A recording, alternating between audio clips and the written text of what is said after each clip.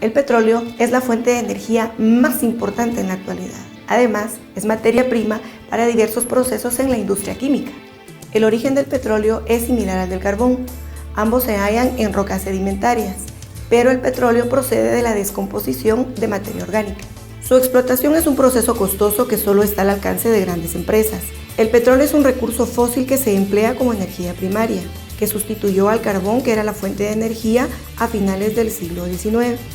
Aquellos países que poseen recursos de combustibles fósiles en sus subsuelos, es decir, que cuentan con estructura geológicamente favorable para la explotación del petróleo, son los denominados países petroleros. Estados Unidos y Rusia cuentan con los pozos más antiguos que son explotados, con una producción media y con costos relativamente altos.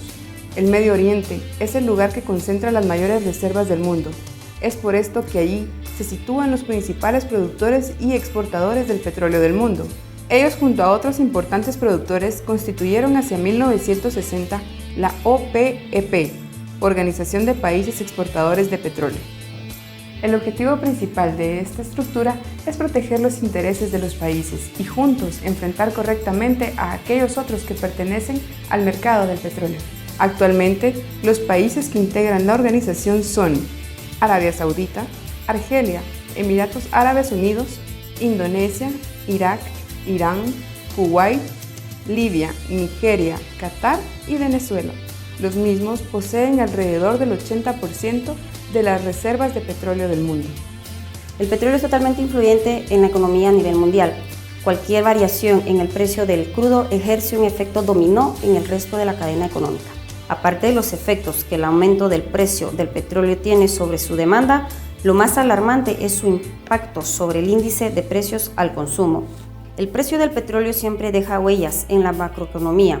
Por un lado, dada la todavía alta dependencia de las economías occidentales de este tipo de energía, un aumento del precio conlleva casi inevitablemente un aumento de la inflación.